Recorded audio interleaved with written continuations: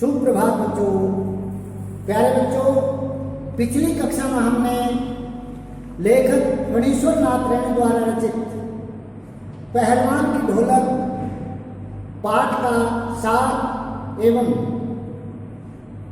लेखक की जीवनी को समझा था। आज की कक्षा में हम पाठ का विस्तार समझेंगे। आप सब ने ध्यान से समझना है, तो लीजिए पहलवान की ढोलक पाठ का विस्तार प्रस्तुत है आपके सामने। जाड़े का दिन, अमावस्या की रात, ठंडी और काली। सर्दी में कृष्ण पक्ष की बात है, क्योंकि रात काली कब होती है? कृष्ण पक्ष में होती है, और ठंड तो होती ही है सर्दी में।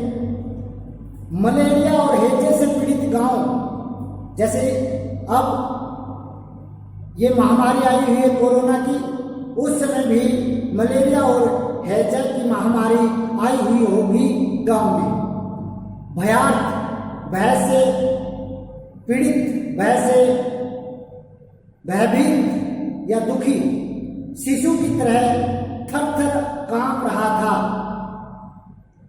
पुरानी और उजड़ी बांस फूस की झोपड़ियों में अंधकार और सन्नाटे का सम्मिलित साम्राज्य था। अंधकार था और वहां पर सन्नाटा छाया हुआ था, यानी कोई किसी तरह का शोर शराबा नहीं था। अंधेरा और निस्तब्धता, अंधेरा और निस्तब्धता। निस्तब्धता होती है चुप्पी, एकदम मौन धारण कर रखा था सभी ने। अंधेरी रात चुपचाप आंसू बहा रही थी, क्योंकि कोई शोर शराबा तो था नहीं।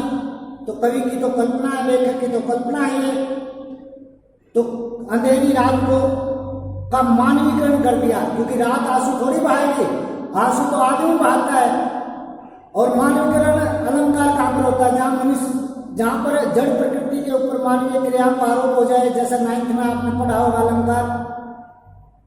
तो अंधेरी रात चुपचाप आंसू बहा रही थी, निस्तब्धता दबाने की चेष्टा कर रही थी। उस चुप्पी को, उस मौन धारण को तोड़ने की चेष्टा कर रही थी, दबाने की, कि भी पता ना चले कि ये चुप्पी है कि नहीं।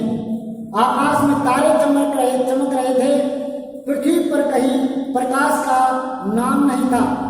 चारों तरफ अंधेरे का ही साम्राज्य था, अंधेरा ही अंधेरा था। आकाश से टूटकर यदि कोई भावुक तारा पृथ्वी पर जाना भी चाहता, तो उसकी ज्योति और शक्ति रास्ते में ही शेष हो जाती, समाप्त हो जाती। क्योंकि तारे में तो कुछ चमक होती है, वह अगर वहां से तारा टूटता है, कभी देखा होगा आपने रात में तारे टूटते हुए। ऐसे ही अगर कवि ने लेखक ने कल्पना की, अगर कोई तारा वहां से टूट करके पृथ्वी की तरफ आना भी चाहे, तो उसकी वो जो चमक है थोड़ी बहुत उसके अंदर, वो चमक रास्ते में आते आते ही पृथ्वी तक तो पहुंच ही नहीं पाएगा। रास्ते में ही वह चमक समाप्त हो जाएगी, मतलब समाप्त हो जाती थी। अन्य तारे उसकी भावुकता अथवा असफलता पर खिलखिलाकर हंस पड़ते थे। जैसे कोई तारा पृथ्वी की तरफ आने के लिए उत्सुक हुआ, तो जैसे ही वह पृथ्वी की तरफ आने की कोशिश करने लगा, तो बीच में ही उसकी चमक समाप्त हो गई, वह धूमिल हो गया, और दूसरे तारे उसको देख करके खिलखिलाकर हंसने लगते थे। सियारों का क्रंदन, सियार क्या होते हैं? गीदड़। गीदड़ों का रोना, पेचक की डरावनी आवाज। पेचक क्या होती है? गोली, बंदूक से निकली हुई गोली। उस गोली की डरा देने वाली आवाज कभी कभी निस्तब्धता को अवश्य भंग कर देती थी। वैसे तो चारों तरफ मौन था, लेकिन कभी कभार गीदड़ रो पड़ते तो वो आवाज आती, कभी किसी गोली की आवाज आती, तो उससे लगता हाँ थोड़ा बहुत शोर शराबा हो रहा है। गांव की झोपड़ियों से कराहने और तय करने की आवाज, हरे राम हे भगवान की टेर अवश्य सुनाई पड़ती थी। ये कई यहाँ वर्ड मेरे हिसाब से पूरा नहीं है, तो कराहने की चिल्लाने की आवाज सुनाई पड़ रही थी। टेर होते पुकारना, राम कोई हे राम कह रहा था, कोई हे भगवान कह रहा था। बच्चे भी कभी कभी निर्बल कंठों से माँ माँ पुकार कर रो पड़ते थे, पर इससे रात्रि की निस्तब्धता में, रात्रि की चुप्पी में, रात्रि के मौन में विशेष बाधा नहीं पड़ती थी, कोई खास बाधा नहीं पड़ती थी। कुत्तों की परिस्थिति को ताड़ना होता समझना। कुत्तों की परिस्थिति को समझने की एक विशेष बुद्धि होती है।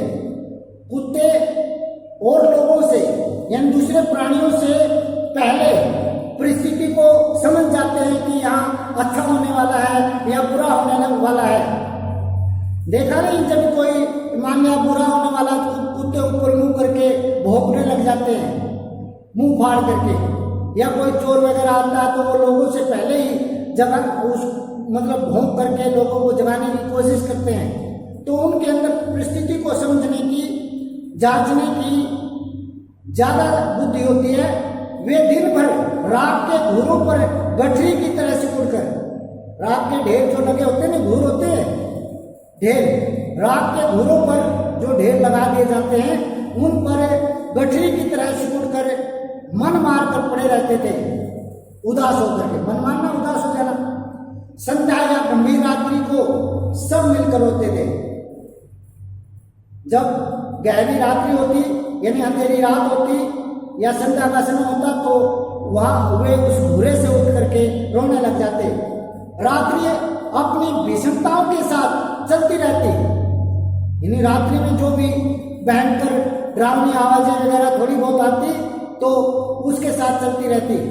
कभी कोई आवाज आ गई, कभी कोई आवाज आ गई, उसकी सारी विषमता को ताल ठोक कर ललकारती रहती।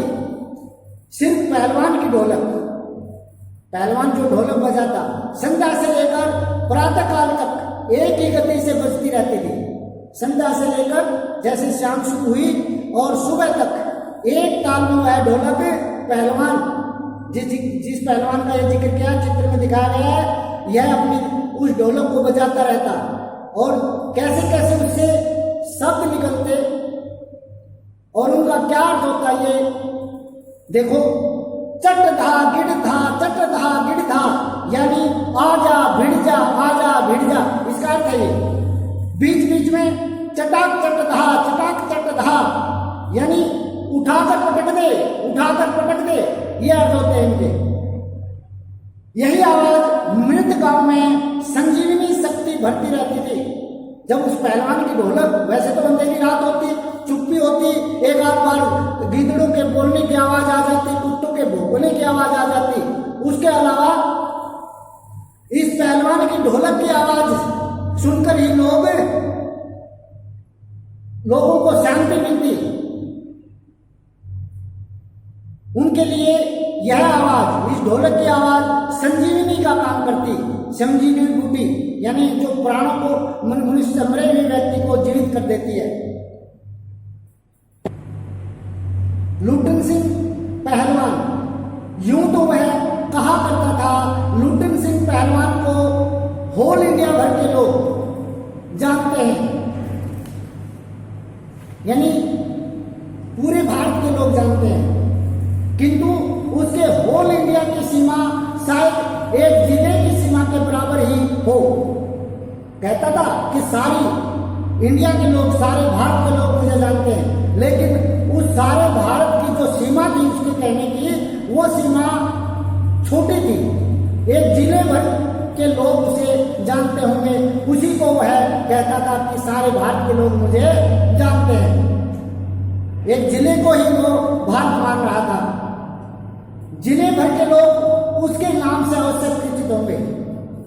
भारत के तो नहीं, संपूर्ण भारत के तो नहीं जानते होंगे, लेकिन उसके जिले के लोग उसको अवश्य जानते होंगे।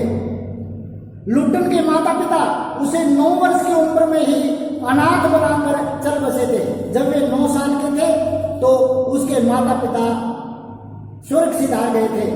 सौभाग्यवश शादी हो चुकी थी, वरना वह भी माँ बाप का अनुसरण करता, माँ बाप की तरह वह भी चल बसता। विधवा सास ने पाल पोस कर शादी करते, पहले तो छोटी छोटी उम्र में ही शादी कर दिया करते थे। बच्चा पैदा हुआ, पैदा होते ही पता चल गया उसको लड़का हुआ, उसको लड़की हुई है, तो हो सकता है उन दोनों की उसी समय शादी कर दी हो, उनको पता नहीं क्या हो रहा है हमारे साथ। तो लुटन की भी कम उम्र में शादी करती थी, माता पिता जल्दी गुजर गए थे। अगर शादी नहीं होती तो हो सकता है वह भी ऐसे ही माता पिता की तरह गुजर जाता, क्योंकि 9 साल का छोटा बच्चा होता है, उसका पालन पोषण उसकी सास ने ही किया। बचपन में वह गाय चराता, धारोसन दूध पीता, गरम दूध पीता और कसरत किया करता था। धारोसन का मतलब ये भी कह सकते हैं कि जैसे दूध निकालता तो उस समय वो धार भी ले लेता और गरम दूध पीता। या धार जो होती है जब निकलती है तो उस समय गर्म होती है। जैसे भैंस या गाय से दूध निकालते हैं तो उस समय उसकी तासीर, दूध की तासीर गर्म होती है, तो वह उस समय भी दूध पीता या फिर गर्म दूध करके पीता था और फिर व्यायाम करता था, कसरत करता था। गांव के लोग उसकी सास को तरह तरह की तकलीफ दिया करते थे, तंग किया करते थे, परेशान किया करते थे। लुटन के सिर पर कसरत की धुन लोगों से बदला लेने के लिए ही सवार हुई थी।